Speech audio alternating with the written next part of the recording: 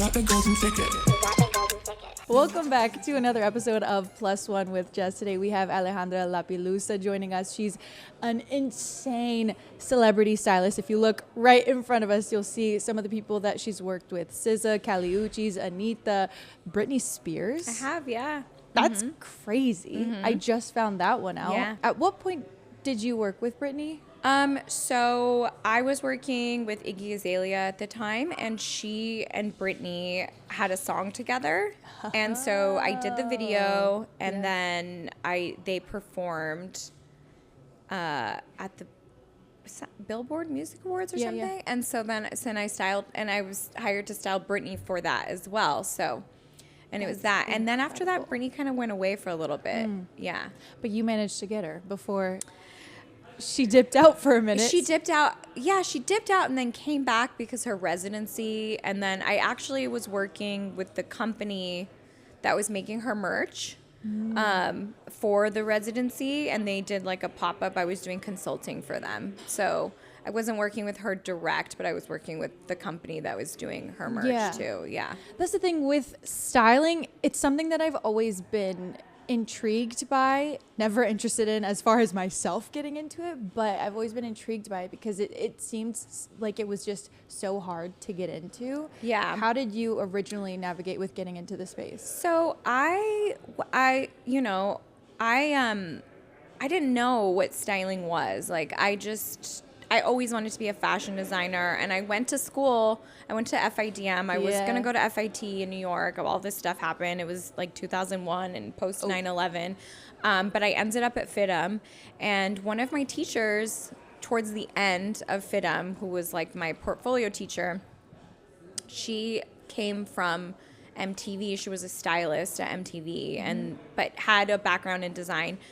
I remember, told me, like, you'd be a really good stylist. And I was like, well, what's a stylist? And I knew what a costume designer was because our family friend was one.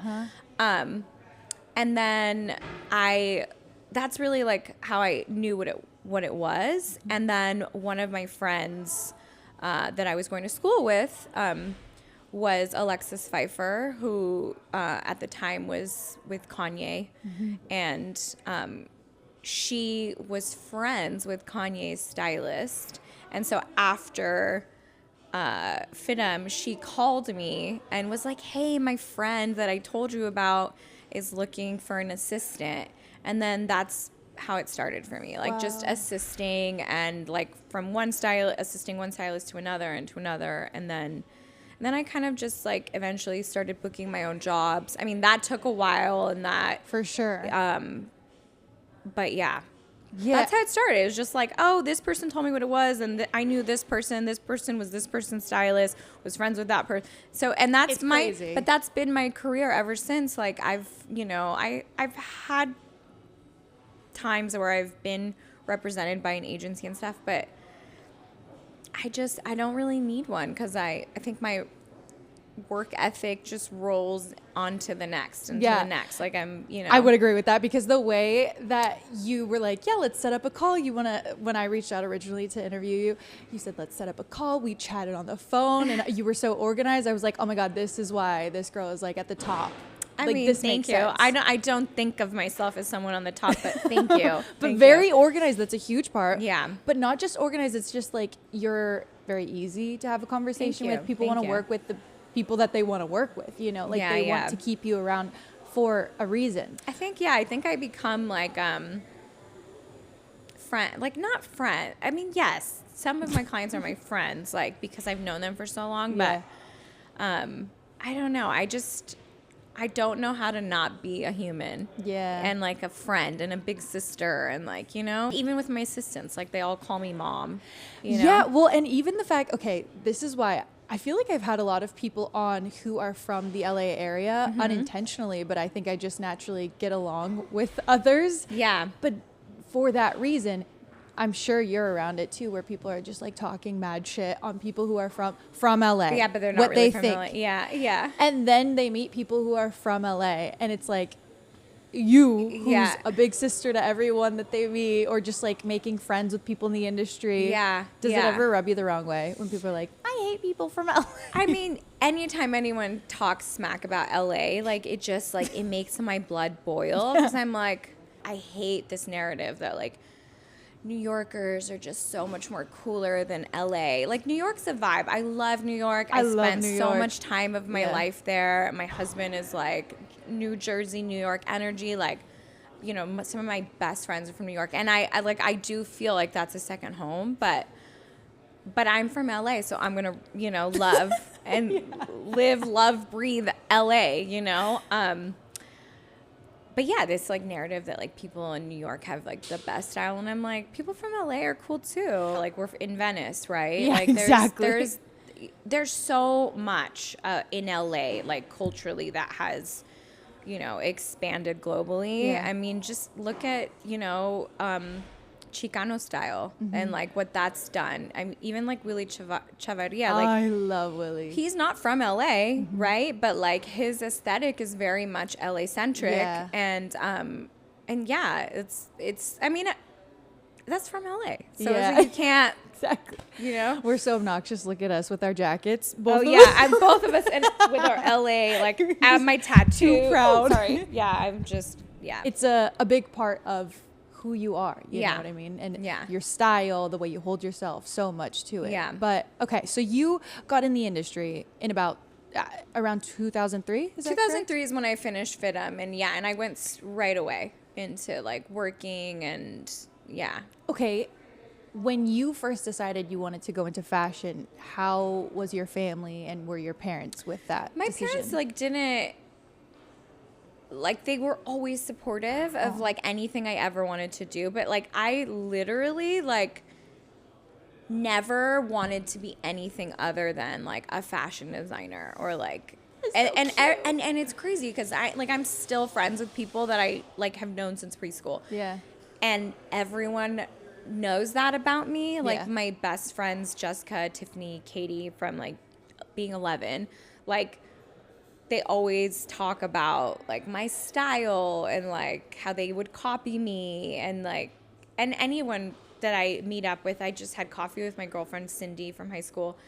I just saw this girl, Erica, from high school, who also worked in fashion. And I think like everybody knew that was going to be the trajectory of my life, was something in fashion, you know?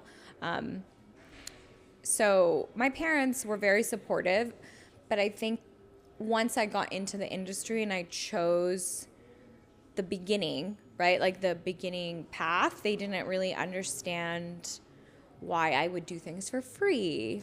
Oh my yeah, like they God. didn't Let's understand. talk about that yeah, they didn't shit. understand internships, and they didn't understand my choices. Like I chose to work for a small designer over working for a big denim brand when I had the opportunity, because I said this is where I'm gonna learn everything. You know, like if I work for somewhere small, I literally, there's no way that I wouldn't be able to like learn how to make a pattern, how to deal with, you know, just all the things.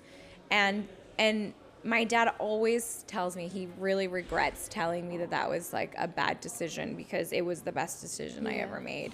Oh, Yeah. There's no way around it. Like, as much as I don't know how you feel about it, but I hate the fact that so many people around this industry do have to start by working for free. Yeah. Because when you think about it, it seems very privileged of us to even be able to do that. Yeah. But working for free, I don't know about you. I was working other jobs in order to Oh, to I work was that a free job. waitress at Buca de Beppo in Encino until I just was like, all right, like I have to pick one, you know? Yeah. Because there was no way I could live off of the $60 a day that I was getting paid for an internship. Like, disgusting Yeah. when you think about it. Yeah. I remember, so I was living with my grandma in Long Beach while I was working internships in LA, and she'd be like, "Hi, Mika, why are you carrying all those bags? Why are you working all these jobs for free? Why are you doing all this and that?" And it's like, you have no choice Yeah. if you want to succeed. I mean, you know what's crazy is being from LA, I realize like some of us don't have another choice, but some of us come, especially like I said, from LA, like not nepo babies, Different but there parts of are LA. different parts of LA and different industries, like in the fashion industry. there are so many wealthy girls that get in because they have access, you know? That is so true. When I grew up thinking about fashion, even still to this day, actually, a majority of the time when I'm thinking about fashion, it is nepo babies or the people that I see on TikTok who are really into fashion. They're showing off their new Prada bag. They're showing off this and that. And I'm like, I don't really own much designer. That's a very privileged thing to be able to have. Not even like, sometimes it's not wealthy people. Like, I remember being in my early 20s and in my circle of friends none were wealthy, but they were like fake wealthy. You know what I mean? Like, just depending on how your parents raise you and how they spend their money. Like, I grew up in a house where I would get one nice thing, right? Like, for my birthday. And that was like the one nice thing I would get, which some people don't even have that. But I would have some friends whose parents would still give them a credit card at like 21. And I'm like, what? Like, I don't. Like, that's, so they would go to the Barney's warehouse sale and buy like Margiela shoes and stuff because they just had this credit card where like, like, I was at the warehouse sale maybe getting an Alexander Wang tank top for like $50 and that was like the most I could afford. It was like your prized possession too. Or I'd go to like Wasteland and like maybe buy myself something for $75, but that was like all I could afford. Exactly what you're talking about. And this is like, and I was working in fashion at the time, but I just didn't have the funds to look like I was in fact, but at the same time, I was fucking flyer than any of them. I knew it. See, that's how it happens, though. That's how a lot of these designers or just like people that I look up to are, where they get scrappy with it. So I don't know exactly what your upbringing was like financially, although you're like letting us in a little bit. But I feel like if you're not one of those people who are the nepo kids, the nepo babies, the super wealthy people, then you have to find a way to get crafty with it. to look or feel a part of the world, right? Imposter like syndrome is real. I couldn't afford that like Balenciaga bag, the one that's like, I don't even know what it's called, but it was like the Nicole Richie bag or whatever, and I wished I could so bad. So I found at Steve Madden in the Beverly Center, it was like a real leather bag that kind of looked like it, but I've always been against wearing like fake. Like even then I would never, I'm like, I'm never gonna be that person. Like I'll find something that looks cool enough that could be something and you just don't know. And I bought this bag and I remember I put it on my credit card and oh my God, I eventually destroyed my credit, but then I figured out my life and I'm now the organized person that I present to be. That's a part of the journey. 100. That's another thing is which we can get into, but I remember I bought this bag and everybody was like, what is that bag? And I'm like, I don't know, you know, like because I just like wanted, I don't know. I've never like been that person to like want to be a part of like the cool girl crowd or anything, like, but you know, I just wanted to look cool. And like I couldn't afford, you know, the Balenciaga bag. I couldn't afford the Marni shoes. So I was at Steve Madden. I fucking love Steve Madden to this day. like I love them as a brand. I've worked with them too, and I just think it's like I have like a soft spot for budget fashion. Right, which is so crazy because I don't know if you were the same way as I was, but growing up, I thought Steve Madden was like the expensive shoe when I would get, that was the nicer shoe for me. I was always aware of luxury fashion. Like I always knew what it was, and I like, you know, and my mom was a big like shopper, and I remember we'd go to the yearly sale at Fred Siegel, and like they would have this like sticker code system where it was like if the yellow tag was like 70% off, or and then I always knew that I could get something that was in like 70 or more off. So I always knew what it was, but I didn't necessarily get all the things, you know? What do you say to the people who are maybe not financially stable, but they have these big dreams of wanting to get into fashion? Well, you don't need to be financially stable to be in fashion. Yeah. But there are things that you do need, right? Like, you do need to have a car. You do need to have a cell phone. Like, you need to there are things that you need to have to do the job. Yeah. In LA, like, if you want to be an assistant, You need a car. you I'm need so a car, sorry. unless you want to be someone that works in the studio and just does check-in photos all day. Like, there's not much more for you to do unless you can, like, go to this showroom, go to this store. I need this blue sock, like, with a freaking white ruffle, like, and we have to Cerulean. find it in 2 hours. You've got to go find it. So Yeah. you need, and unless you want to take Ubers everywhere, like, so just start from, the bare necessities of, like, and think of it as an investment for yourself. Yeah. Like, this one person I know just emailed me recently, and she worked in fashion, but she wasn't a stylist. Like, and she's like, I want to be a stylist. And I'm like, okay, like,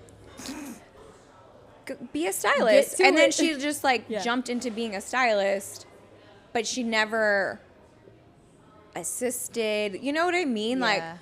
so I think that's weird. Yeah, Like, for where sure. I'm like, I feel like You have to go if through you the really struggle, want to be a honestly. stylist, like, go through assisting and, like, go the steps so that you really know how to be a stylist. Yeah, Because it's not, because people just think, like, oh yeah, I can put a cute look together, I can be a stylist, and I'm like, no, That ain't it. like, yeah, go ahead, but I don't know. I just think it's kind of unfair for us that really, like, worked. Well, and eventually people will pick up on that, like there's longevity to what you do because of all the work that you put in early on. And then also clients, right? Like, I think a client, also influencers, right? Like, a lot of influencers have great style, and someone will hire them to style them based on, like, what they are presenting on social media, and then they just don't get the experience of actually hiring a real stylist. Yeah. And then they're like, oh, okay, this isn't really what I was expecting, and it's not really what I'm used to, because I do work with others, so that happens too, so it's kind of like, okay, well, call yourself a stylist, but there's a whole process, experience, business to being a stylist, and you can learn all that, but you have to be willing to put in the work. Work. Yeah. Yeah. What do you remember about the struggle from the beginning of your journey? And at what point do you remember finally charging your worth? I think being overlooked. Yeah. Because I was the Latina, I get emotional when I think about it. But I think, like, a lot of times, I don't want to cry about it. I'll get But you a I tissue. just, this morning, with Ash, my friend who did my makeup, like, we talked about, like, being overlooked. And I think that when you're Latina or Black or even, like, Asian, like, just, people just don't, like, trust your taste, because it's like, what do you know? Yeah. And it's like, bitch, what do I know? Like, it's like, do you really want me to tell you? But being overlooked was probably the hardest. Like, being overlooked in a lot of spaces that I think could have benefited from had they asked me my Your opinion. Yeah. Yeah. I think I still get overlooked. Really? Yeah, I do. Even at this point in your Even career? at this point in my career, 100%. I think sometimes everyone, and at this point in my career, I don't think I get over, like, when I work with a client, I don't necessarily get overlooked in that, exchange. But I think I get overlooked from the industry. I think I just had a conversation with a manager. I said for an artist, it was like they spoke with my management about like a rate and stuff, and they were trying to like talk to me on the side, and then I was like, first of all, I haven't like I don't talk rates, like someone else deals with this. It's not my so this is job. like making me uncomfortable. But I was like, why are you trying to downplay like my like what level I'm at, and I don't know. I don't think it's because I'm Latina. I think it's maybe because I'm not styling Sabrina Carpenter, or like, you know what I mean? It's like I'm not styling Taylor Swift. Like, it's like if I had those people, like, then it would be like, oh yeah, she's worth that rate. Or, like I'm not. And it's like, well, the work is the work. Yeah. So it's like, it doesn't. Insane to me, because you look at this list of people that you've worked with, and these are women who are at the top of their game. And who are culturally like massive, and like really, to me, right, like have just more flavor and more style and more than these other names. Like I don't. But it's just, it's all subjective, right? It's like, what are you into? Are you a pumpkin spice latte girl? Or are you like, I don't know. Anything else. Yeah. Like, so yeah, I think that's my biggest struggle then. And now I think it's still a struggle, is like being overlooked. And what was the other question? At what point, because you have to do so much work for free in this industry. At what point did you start charging your worth? So really, like, I stopped being free, working for free. And I think, like, I got a job as a network stylist for Mundos, which was a channel in the early 2000s that was so cool. It was owned by NBC Universal. I think they let me know like what my rate should be, because they presented me an opportunity, and they're like, okay, and you're gonna make X amount. And so then I was like, oh my God, like that, I could really like make money, right? Like this is like, that's how much I'm worth. Yeah. And then I did this job for Levi's like right away. And they told me like how much I would make that for like 72 hours, like flying. I don't even remember what the job was, but I know it was for Levi's, and I had to go to like Atlanta for like 6 weeks. And I was like, what? Like that's how much I should be making? Oh. And that kind of like set the bar, That's so sick. The reason I gasped is because didn't your dad work with? Yes, no, my dad. So my dad is from Argentina, and he had my dad was always like super fly, and he would sell American made 501s in Argentina, like black market style. Yes. And in the 70s, and that and like I think he would sell like American cigarettes or something, but like he started to like be known for slinging the American Levi's, and then he eventually opened and then he opened a store in Pinamar, which is kind of like the Hamptons, I guess, in outside of Buenos Aires. It's like this little beach town, and the store was called Taxi or Taxi Cab or something. And when I went to Argentina a few years ago, my dad's ex-wife, like, she drove me to the location where the store was, and the store was now like, I took photos. The other day I was trying to find these photos. I think it was just like a little like convenience store or something. Oh. But she was like, this was your dad's store. Yeah. It was like really, really cool. Yeah. So was he freaking out when you worked with Levi's? I think he just freaks out at how much. Yeah. Like he always says that like I picked up where he left off, I know.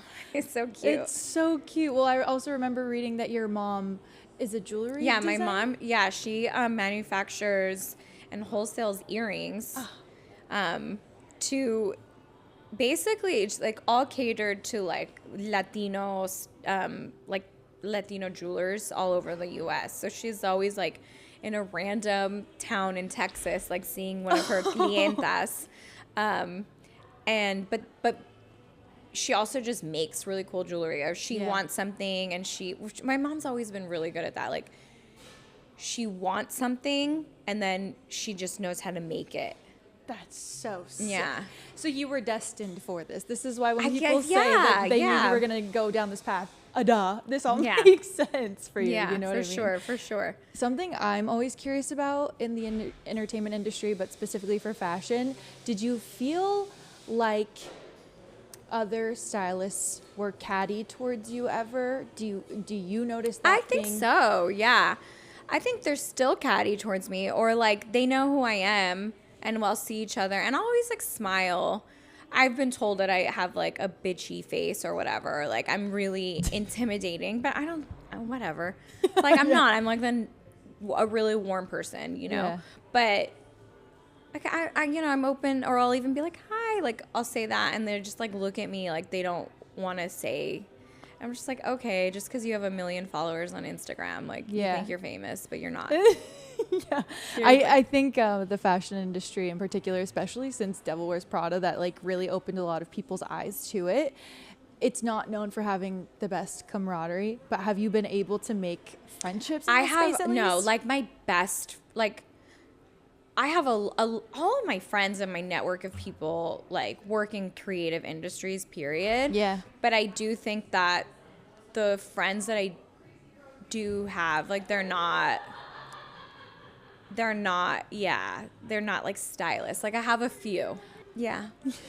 I don't know. I don't know how to even like explain that, but yeah. Maybe it's just not your cup We're of like tea. friendly. Like we're friendly. Yeah. Like I have Chris Haran and I we'll see each other every like once a year at this like dinner that Converse puts on, and then we just text each other, like just like we'll do like funny like tea like about other fashion things. You know what else it probably is though, is the fact that you're seeing these people at so many events, so you're like, okay, well let me catch up with my other friends. You know, I think that's a part to it as well. I do want to show off a couple of these pieces that you've designed or styled with some of your clients. I want to get into that, and I would love if you could tell us the behind the scenes of these outfits, like whether it's when they alerted you, letting you know, oh, this is what I'm going for, or if it was more so your opinion coming in, whatever it might be. But okay, let's go. Let's start with Anitta. Okay, I love this Dolce look. Funny. So this, she really wanted to be super snatched in, of course. She has like a great body. And the tailor did take out a whole piece, which she asked for. And I was like, it's going to make it like really small. It's going to be really hard to get in. Yeah.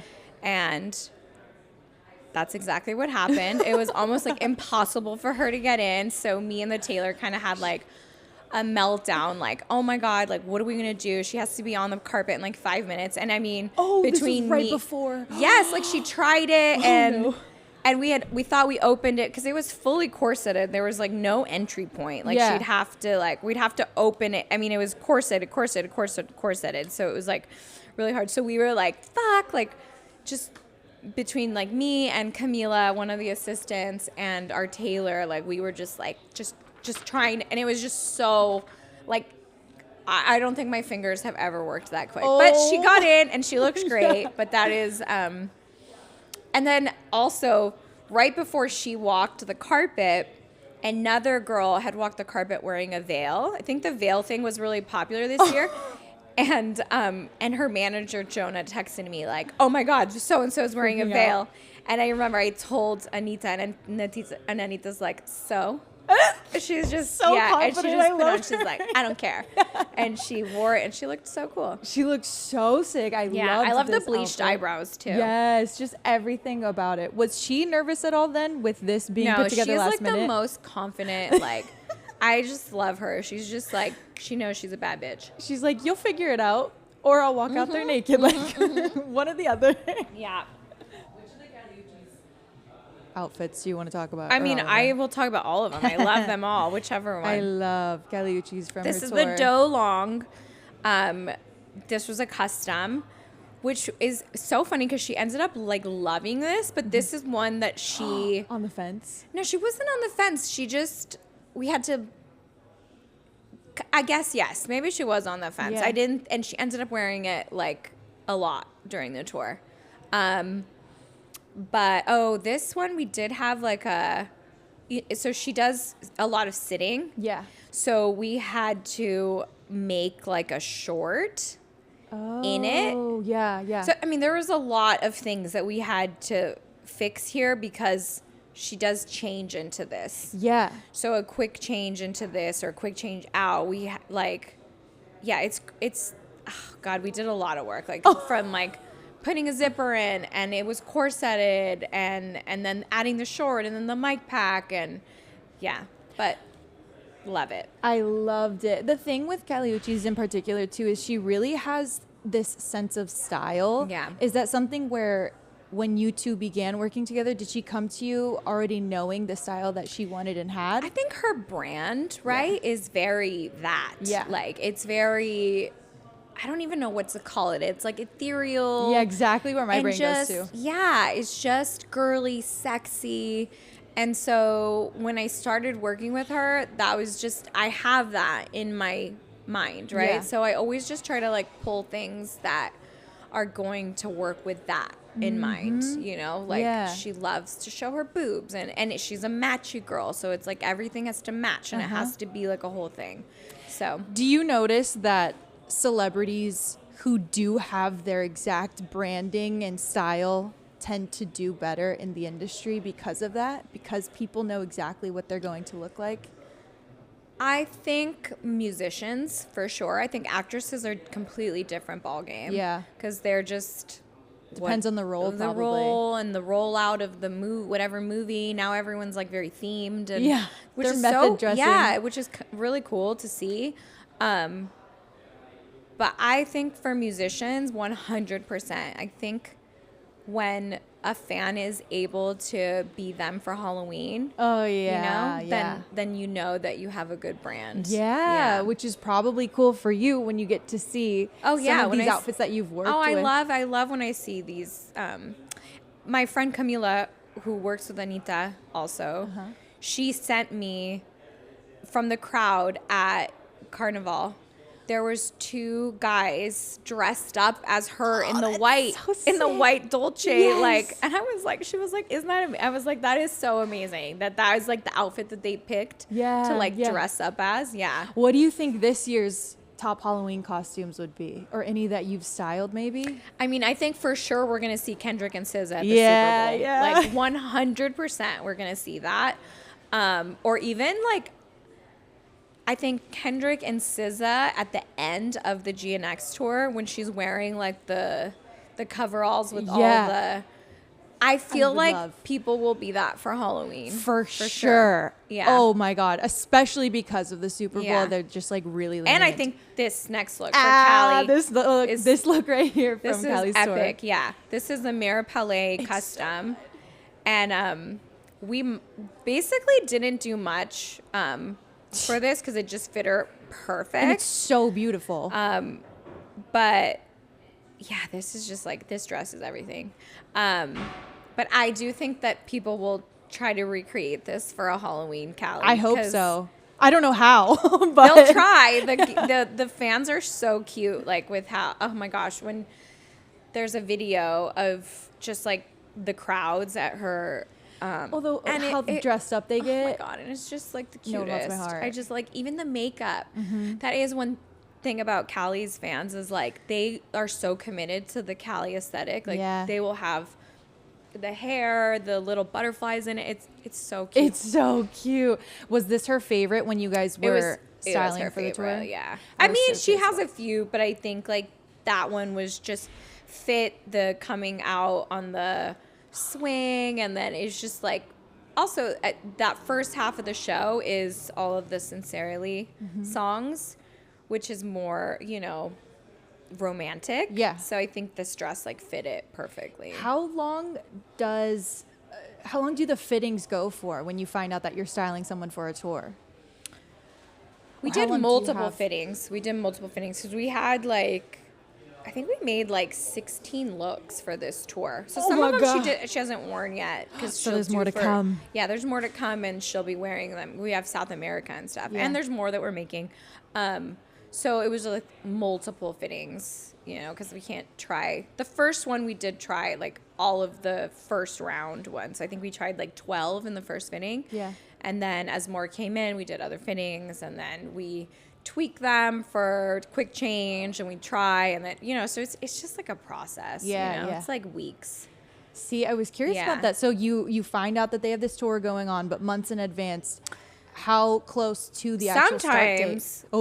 Sometimes we don't have that much time, but Kali is so organized, and her team likes to have everything like prepared and set. Yeah. So I think we started this in May, and then we fit in July, like middle of July. I remember because it's on my calendar. It's like July 14th was said the I could call-in picture date. it. We fit by July 21st, and then we were in rehearsals like the first week of August. So it had, and then and then we started the tour like middle of August. Oh my God, incredible. So it was like 2 months for designers to make and develop. Yeah. Okay, speaking of Kali, while we're still here, dude, her pregnancy outfits, crushed. Did you style all of them? Yes. So I actually, her manager hit me up. It was like, she's has an album rollout. We'd love to do like, there was like a week of press. Would you love to do this? And I was like, yeah, of course. And then she's like, all right, well, give me a call. And then first, like, sign the NDA. And then she was like, okay, so Kali's pregnant and nobody knows. So this will be her, like, pop out. And so I was like, oh, my God, that's amazing. I've never styled a pregnant person before. I was wondering. And I'm a mom, you know. Mm-hmm. So it was just, like, really cool. And that was from that week, or it was like actually more than a week. It was like a month, because then she was ready to pop. Yeah. Like this was in January, and her baby was born in February. Yeah, So, exactly. yeah. Oh, Yeah. I loved it. It was literally. And I will say, like, she fucking wore heels.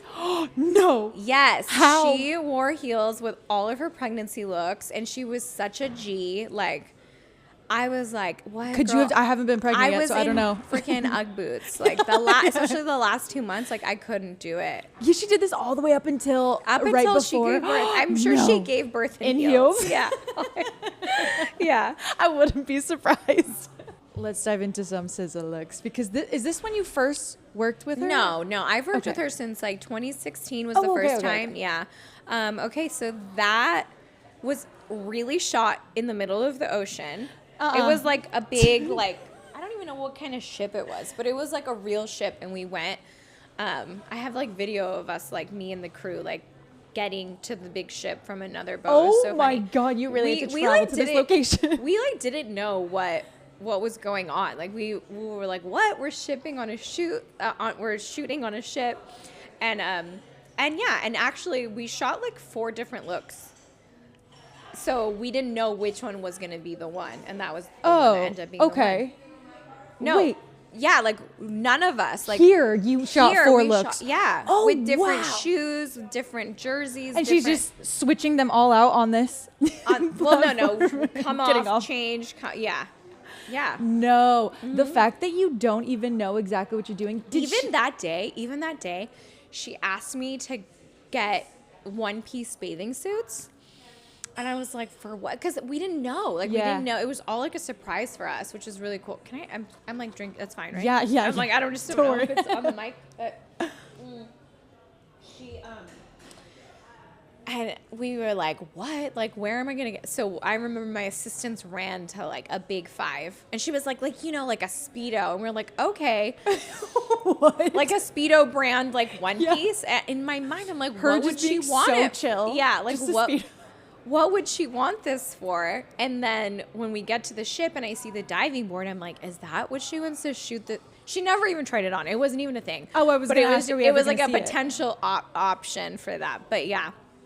But she's always like pulling like surprises on us, which is so exciting. That's fun for a stylist. It's so fun because we get to be like, I don't know, like I'm like forever her fan. Yeah, you know. yeah. And she Since like keeps the 2016. suspense. Like she keeps it like, like Yeah. even with that album, like she didn't let us hear any of it. Oh, And like when I see her team, is like me and her team, and we work with her so closely that any other artist, like I've heard like songs Beforehand. or, we randomly have to go do something at the studio so you hear it. The only song she let us hear was Nobody Gets Me. so And like good. me and her hairstylist both were just like bawling your ass Yeah. out. It's so good. Yeah. God, so when she's going into this, when you guys are both going into this, and you haven't heard any of the songs yet, does she come to you saying, "This is what I'm envisioning"? Oh yeah, I mean, she's very like hands-on with her creative.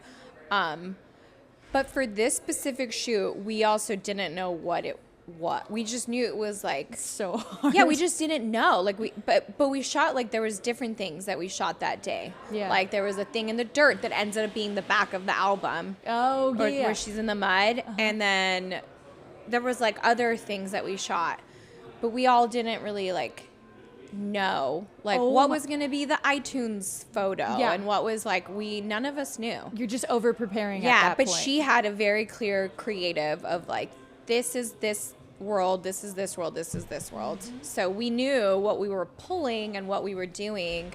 We just didn't really understand what it was for, if that makes sense. This Love one that, is yeah. insane. Love that. SZA in Leaves. In Poison for the Ivy. Lana, yeah. That was made on the spot. So this was her idea. And so we prepared for it, meaning like I had to have all like the underparts.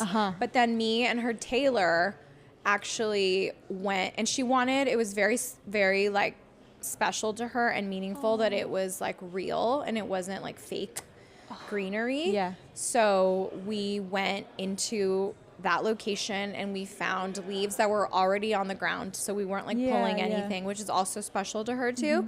And so Allison and I went and we picked all the leaves, and that's how that happened. And that day I forgot to pick up my kid from school.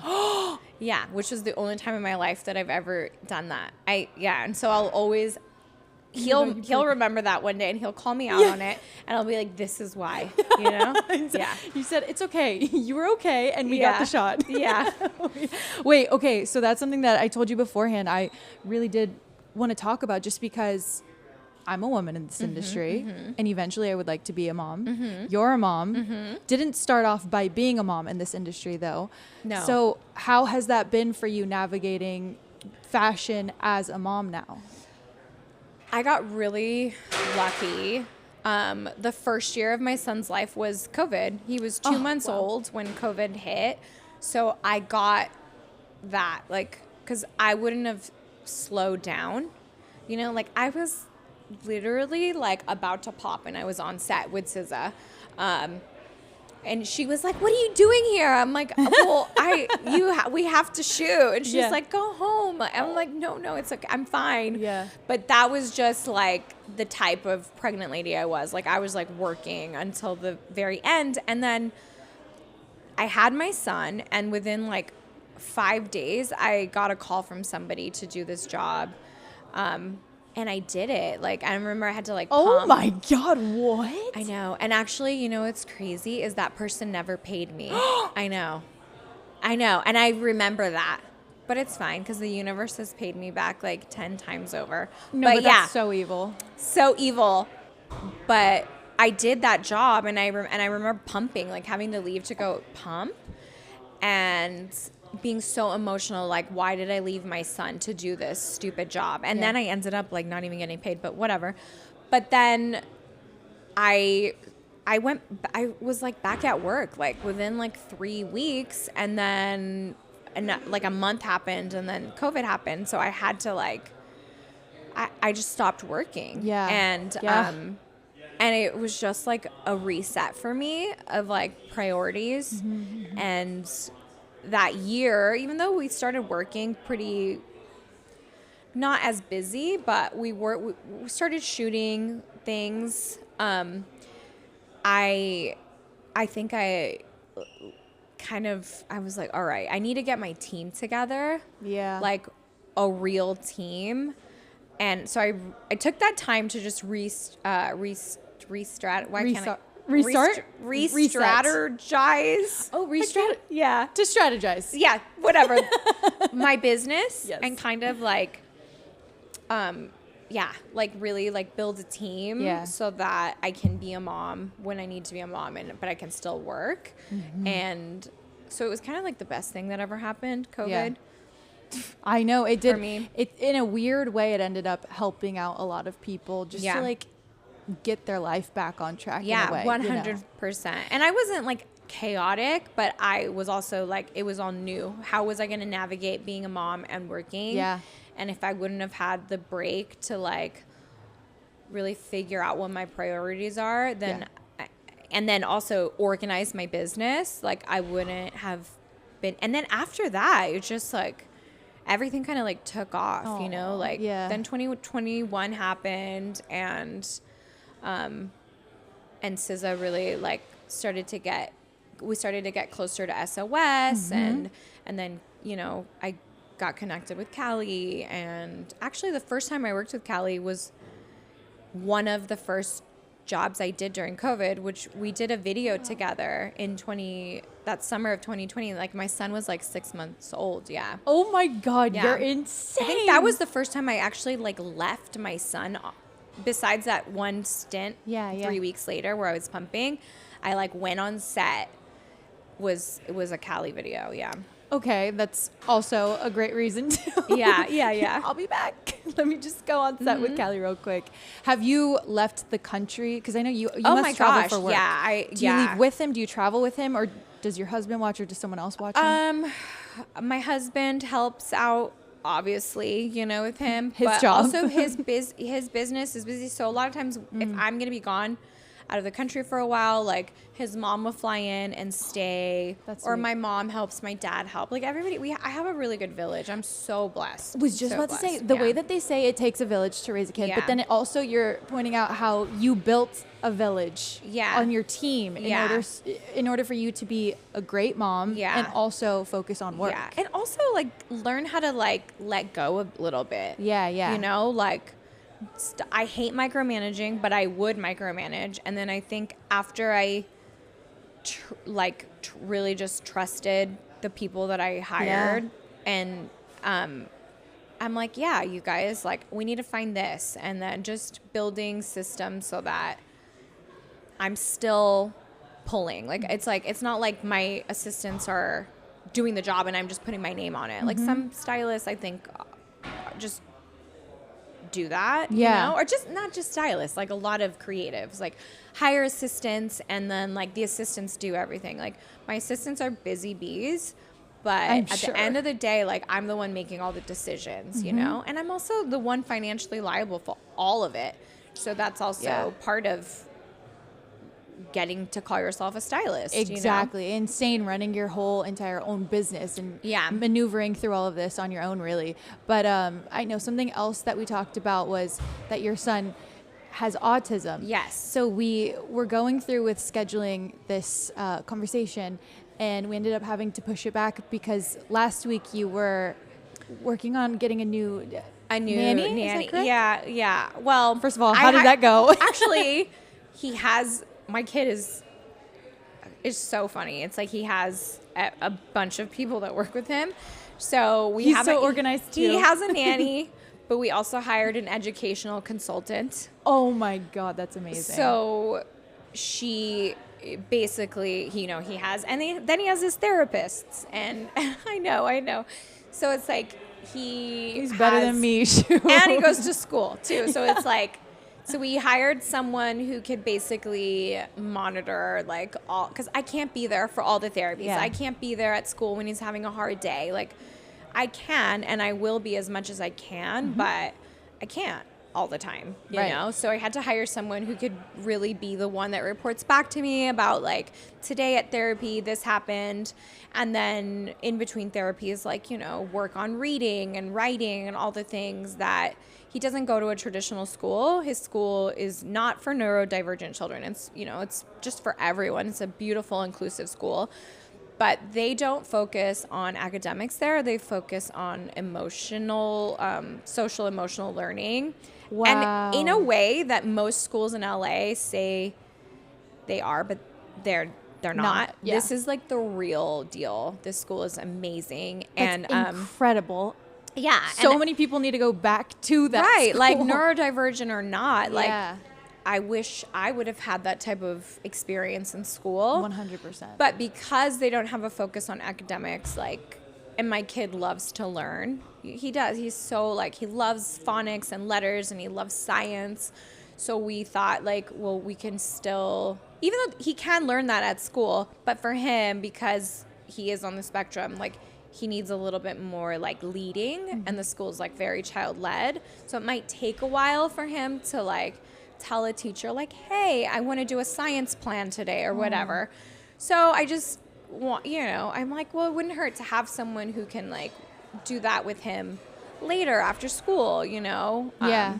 because he loves it. It's not because I fear that he's going to fall behind. It's more like I just know he really enjoys it. Yeah, you're giving him the best possible life that he could have. But this is why I was really excited to talk to you. I mean, just one of the many reasons, but between you having this incredible career and being an incredible mom, same with your husband, taking care of him and having his own career. Like, there's so many people in this industry who do that, but there's so many people who end up just not becoming parents because they're so focused on their career. And I think I was headed that way. Like, my son was unplanned, we were at Coachella, like, being crazy I love lovebirds. That yeah. and and it was just an accident, but not an accident, because I would never call my son an accident, but it was just not something that I was just not living my life like that. I was living my life just very, like, intuitively and just like whatever, I'm still like that. I even say that I feel like I do intuitive parenting. I'm just, like, led by, like, what I'm feeling in the moment. And that's just what happened. Like, my son was just something that my husband and I were never, like, thinking about, like, oh, we're gonna get married and then have a kid. Like, we were just living our lives, going with the flow type of thing.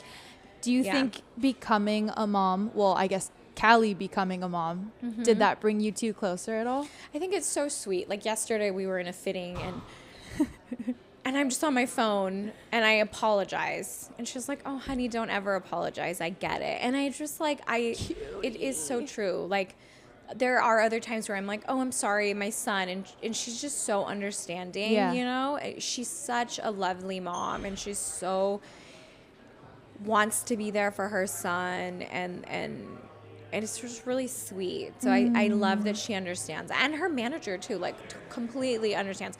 Like, her manager, when I found out, like, I've always known that my son was on the spectrum, but I didn't get him diagnosed until after he was 5. And the second, like, I heard from the psychologist, like, I was just, like, bawling. And I called her manager, because her manager and I've confided in her, like, about my son and the difficulties, and she's had really, like, she's just a really good listener. There's so many people who can relate to all of this, you being a full-time working mom, you being a mom of someone with autism, you trying to help your kid with autism, and going through this whole process of sort of trial and error and finding different therapists. I mean, you think about it even with yourself. Like, I've tried multiple therapists. Like, I know. It's a very normal thing. So it's just like, okay, you're glad that you actually have the options and you're able to figure all of that out. Almost finished here, but I wanted to play a little game of rapid fire of working with your coworkers. That's what we're going to call it, with a couple of the people that you've styled. So if I can just list people off, and then you let me know what it was like working with them. Okay. So we'll start with Kali Uchis, because I feel like you've given us some insight already. It's just, like, it's so fun, because she's such a full look girl. Yeah. So it's very, like, it's just a commit. It's just, like, so she's so put together. Yeah. So it's like she's gonna deliver. Yeah. She's 100% gonna wear the outfit, like, and be not, that expression, like, the clothes where. Yes. She's the opposite. She's wearing them clothes. Yeah. Oh, love. What about our confident queen, Anitta? I love her. She's just such a sex pot. She's so spicy, and, like, I would love to go to Brazil and with her one day, because she's like the queen there, you know? 100%.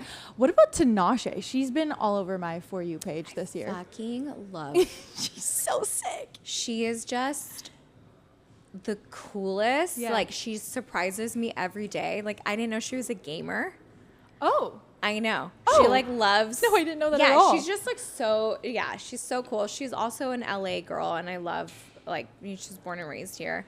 But she's just like the sweetest, just like so down, you know. Working with her is fun, and she loves to like layer and mix high and low, and so she's I'm obsessed with her, and she's just so fucking beautiful. Yeah, like that face. I know. She's so confident too. Yeah. She's another one. Yeah, she does not care. She never complains about anything. She's the best. She's so sick. What's SZA like as a coworker? That is my sister for life. It's, I don't know, like with her, it just doesn't feel like work. It's like I'm just with like my friend, you know? Yeah.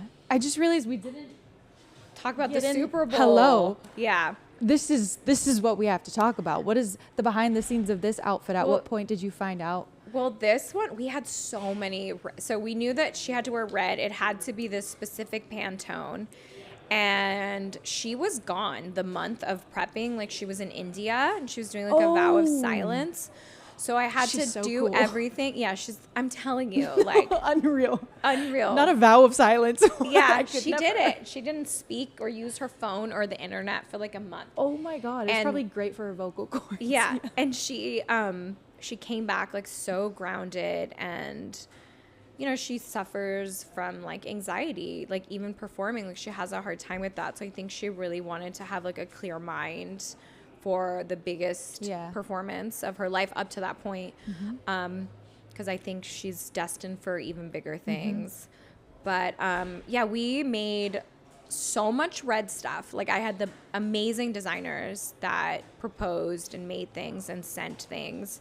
And then, you know, in the end, like, she put it all together. Like, I gave her the options, and I mean, I guide her through it, but she's also very like intuitive the way I am. And then she just wants to wear what feels right in the moment. Yeah.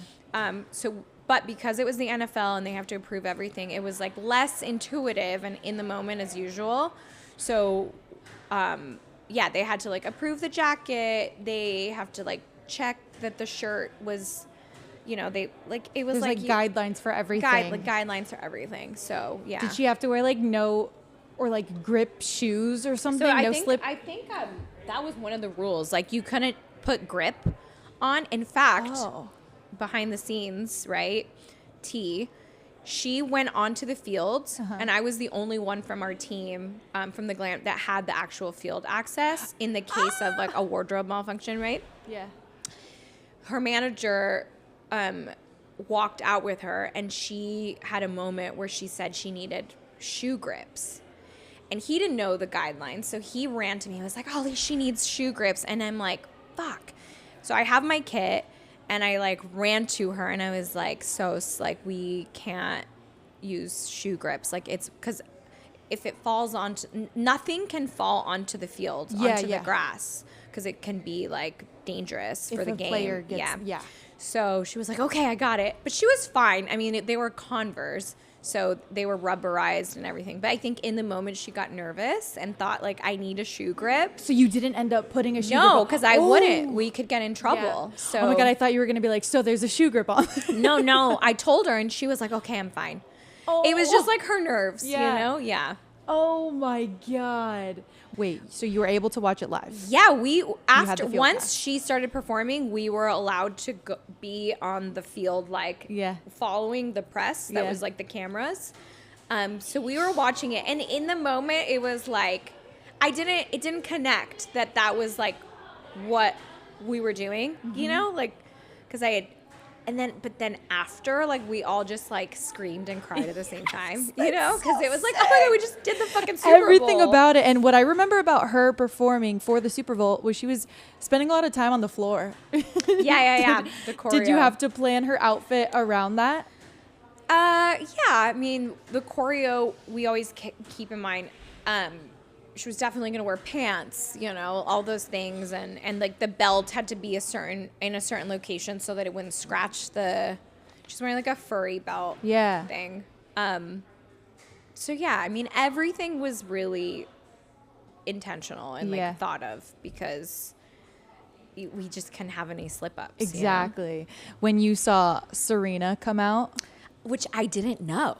I didn't know, because we had watched all the dress rehearsals, and it was the choreographer's assistant would come out and do Serena's part. So I thought it was just like a dancer that was going to do that. Yeah. I had no idea. And then the day of the Super Bowl, we were like backstage and I saw her and I'm like, oh, maybe she's just like hanging. Yeah. And then I was like, what the fuck? Like, that is so cool. Insane for you to have been there. I mean, not only were you there to witness it, but you were a part of that. I was a part of it. You worked on the Super I know. Bowl. Like, I that know. is so sick to think about. Oh, my God. And now Bad Bunny is going to, like, freaking one-up us, you know? And I hope he does. As a Latina, I'm like, I hope he does. Yeah. Exactly. What are you hoping that he wears? Or do you have any idea? I think he has such great style. Like, he's just going to wear something. He could be, like, really on theme with like his last video, the Nueva York video. So he might be kind of like 70s inspired, 80s inspired, like suit or whatever the vibe was of the video. He's going to have a few outfit changes, I think. He has to. Do you know his stylist? I'm a little unclear as to who his stylist is. I know there's a guy named Storm that styles him. And I remember Storm used to work in a showroom in downtown that I used to pull from him all the time.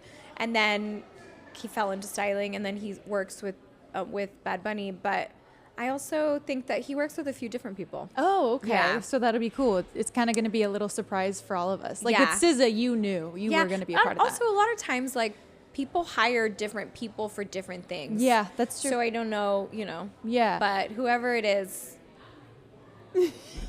fucking knock them out. Yes, you know? I'm so excited. So excited. Also, with working on this Super Bowl in particular, I feel like Kendrick and SZA, but specifically Kendrick, he really took a stand. Yeah. What did that mean for you to be a part of that Super Bowl in particular? It was kind of like the perfect time, you know, and especially like PG Lang was so genius in doing the red, white, and blue theme, you know? Yeah. Because I think people were really expecting him to do something like anti-America. And it was kind of like, no, F you. We are America. Yeah, exactly. You know? We love it because we are. And we're it. a part of it, and don't try to overlook us again, you know? Exactly. And so it was cool. It's just cool just to be a part of, even though it wasn't SZA's Super Bowl. Right.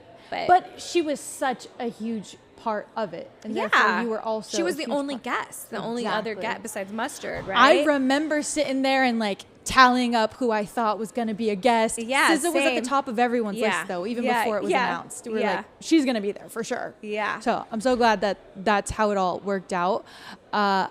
On the opposite side of that, though, I know that you've also worked with Iggy Azalea in the past, as we mentioned at the beginning.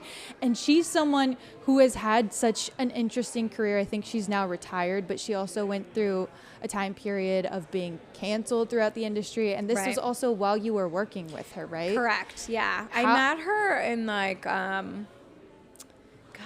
2011. So it was like her first like viral moment after one of her videos went viral. And so I got to know her as like this young, shy girl that was from Australia that moved here when she was like 16, you know, and I really like big sistered her, you know, so I had this like soft spot for her. And then when all the cultural appropriation accusations like came to light, I think it like there was something about her as an artist, because I think her as a person and then her as an artist were like very different. Completely different. There was something that I was uncomfortable with, but I just didn't know what it was at the time. And I think that's when we really started to just talk about cultural appropriation, period. Yeah, it was never a thing. Like it was, you know, I mean, look at everything that everybody got away with up until that point. Like Gwen Stefani. That's exactly you know? what I was thinking. Yeah. we didn't know what that was called, or like, yeah, that wasn't a thing, it wasn't really. a thing that anybody ever talked about. Yeah. But I had a feeling there was something uncomfortable. Like, I was uncomfortable with when she would perform and the way she would say certain things, and like but I didn't know what it was yet. And then when that came to light, I was like, okay, well, I get it. You know, I 100% get it. But then this other side of me, like, was very nurturing to the person. And so I was loyal to her, and I felt bad because she felt like she was so young. I think she was like 23, and like the entire world is like attacking her.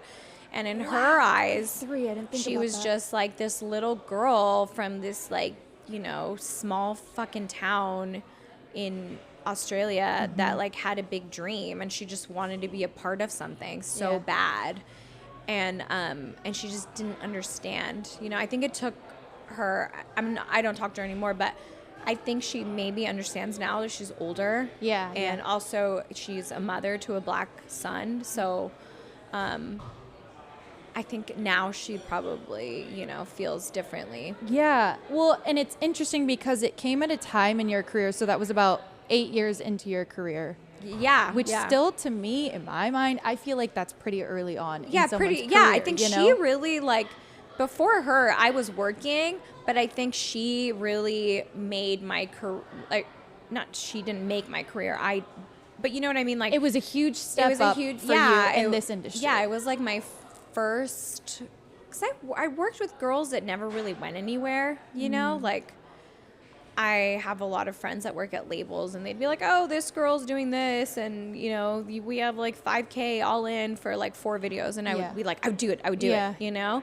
And with her, my ex-boyfriend was doing he was funding her music video, and I was always like the girl that would style, you know, like, I'm his girlfriend, like, I would do whatever. I would hope so. And so I did the video, and then her and I really, like, you know, got along after, and I continued to work with her.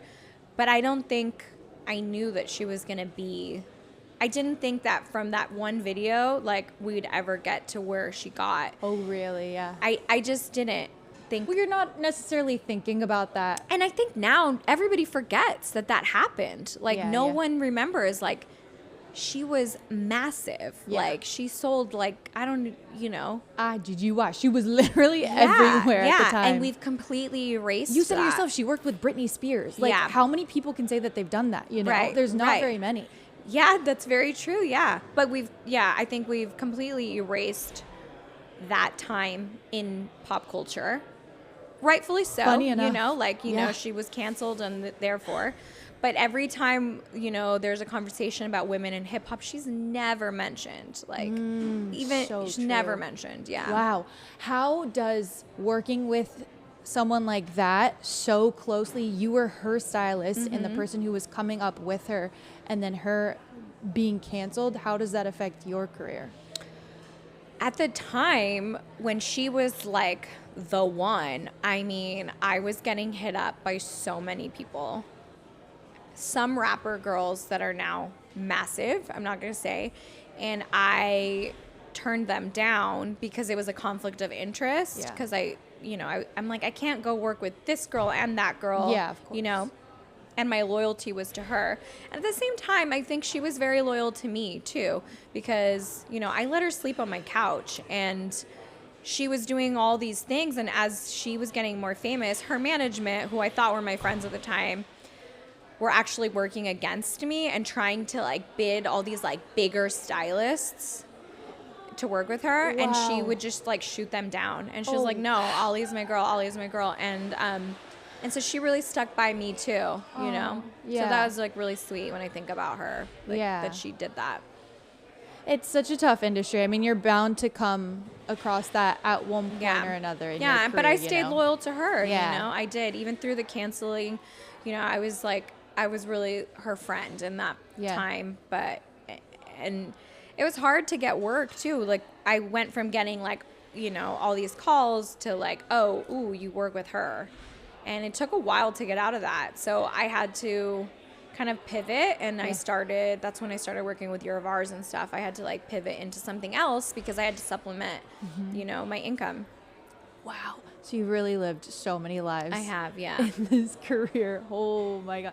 That's what you have to do though. I mean, and look, it's all paid off. The fact that you are such a loyal person, I think there's a reason that you've had the career that you've had and continue to have. Is there anything, any box that you haven't checked yet? Met Gala? Have you checked I haven't done a Met Gala. Is that on your? And it always it's almost gonna happen, and every year something happens with the girl I'm doing it with, the dress that's supposed to come, something. Yeah. But I would love to do a Met Gala. Yeah. I think that's next for you. I think that's gonna be this next year. I hope. Yes. Let's go. Yeah. So in May we'll be keeping our eyes peeled for Alejandra. Yeah. Oh, I'm so excited for that. Thank you so much for joining us. Thank you so much for having me. You're so sweet. That was incredible. You got the golden ticket.